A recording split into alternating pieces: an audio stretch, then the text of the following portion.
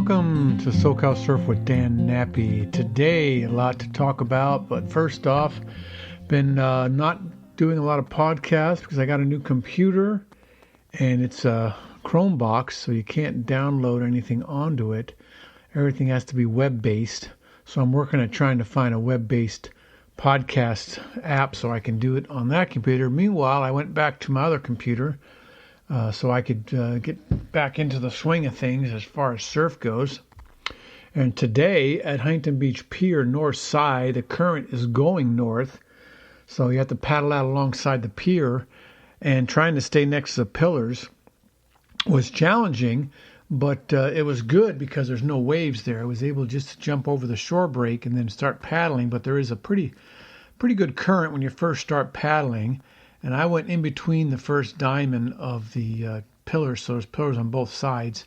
As you come through the other side, you have to angle, pretty good angle towards the pier to stay close to it. And there was a couple of fishing lines that you had to avoid. And then as you were paddling mostly towards the pier, the current was taking you out and over. So by the time I got close to the second diamond, or the second alcove, whatever it's called, I was starting to drift away from the pier. But I paddled out a little further to look for my friends who were going to meet me there, but I didn't see anybody at first, and I saw Eric. And then I kept sliding down. I'd asked him if he had seen Greg, but he hadn't yet. So we started surfing, and that's when I think the waves just started to get bigger, and I saw some big sets come in. And so as I was getting in position, I was drifting further and further north, and within just a few minutes, I was already a good 100 to maybe 200 yards away from the pier. So I paddled, tried to stay close to the pier so that when Craig would get there, I'd be able to find him. But I looking towards the shore, and that's when I saw him walking from the north towards the south. So he had to park because he had to park down past the parking lot to the north because the 4th of July celebration, even though it's tomorrow, everybody's getting ready and the parking lots are closed on the north side. They're setting up with booths and different things. Everybody was on the main street where the parade goes, and they were chalking out, reserving their spots as you were along Main Street. And the funny thing was, when I was biking down, it said, "Do not chalk before Monday at 7 o'clock in the morning." And I was pedaling down at 6:30, and they were all chalking up in full swing, chalk flying everywhere, reserving their spots. And I thought it was interesting. No one's going to stop them, but it was cute. It was everybody's drawing in different colors and putting their names and drawing pictures on their spots. So the festivities for the 4th have begun, and so it made it a little more crowded because a lot of people aren't working today. So when I got out, there was already 25 to 30 people at 6:30 in the morning at the pier, and so that's pretty unusual. Usually they don't show up till around 8. But I suspect by 8 o'clock it's going to be pretty crowded, except for the fact that the surf is really big. And that kind of cuts down on the people going out because a lot of them can't handle that size wave. And they try to get out and they get hammered, which I'll get to in a minute because it happened to me as well. But I saw Craig coming down the beach, so I was waving my arms at him. I think he saw me because he stopped and put his leash on and started coming out. And so I paddled a little further south to try to get closer, but by the time he got out, he was already north of me and was paddling south to try to catch up. So we kind of met out there for a minute, and then the waves started coming again, and so I got a really good left, pretty good size, not as big as the sets that were coming in, but it was good enough for me. So I made a nice couple of turns on that and turned around, and there was no waves coming, so I quickly paddled back out and was lucky to get out before the next set. That went well. Then the second wave I got was also a left. It seemed like they were all lefts today because they were coming in at a pretty steep angle from the south. So the lefts were going.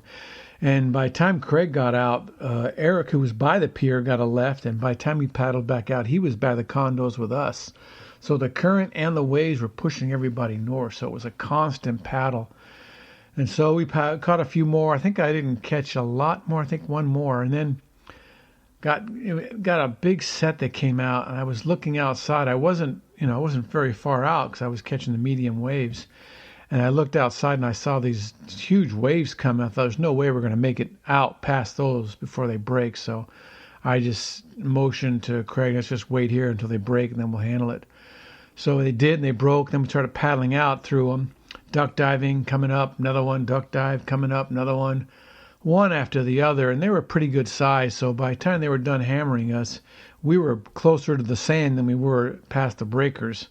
And I looked to I looked to the north, which is on my right, and some more sets were coming in. And just as I looked to the right, I saw a dolphin jump out of the water, literally out of the water, and cleared the wave in the air. So he jumped over the wave while it was breaking.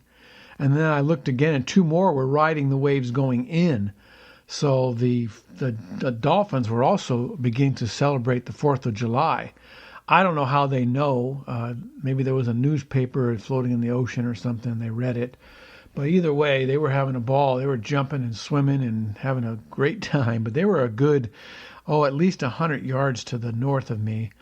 But one was really big. I mean, he must have been the daddy or something. But he was launching himself out of the water like SeaWorld.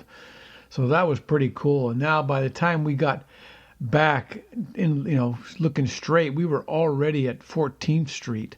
So we had drifted from the pier to 14th Street with just like 3 waves.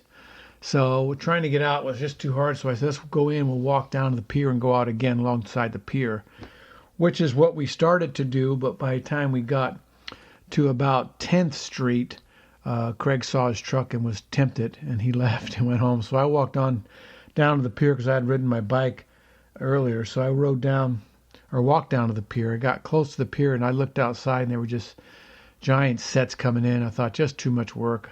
I've already fulfilled my exercise requirement for the day, so I'm going in. So I went home. So just trying to get this podcast thing back up. Going to start searching again for another web-based podcast app so I can do it on the new computer. Trying to wean off of this other one. Just too much work. But the surf has been pretty good. I mean, generally speaking, we're looking at head-high waves to a little overhead.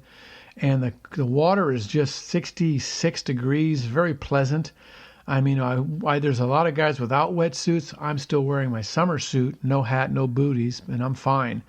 A little bit of a breeze has been coming in and out, sometimes early, sometimes a little bit later. It's very inconsistent. But the weather's been real nice. The water's been real nice. The surf has been very acceptable. I'd say 90% of the days are good now. And it's basically summer. I mean, it's the 4th of July. I mean, it's colder than it should be for July, but it's still very nice. So surf's good. Everything's good. So come on down if you're a surfer. If not, stay on the sand and don't be a surfer. All right. Thanks for listening. I will see what we have going this week with the 4th and all. It's going to be so crowded tomorrow. I doubt I want to get out there in that mess, but depending on how good the surf is, we'll see.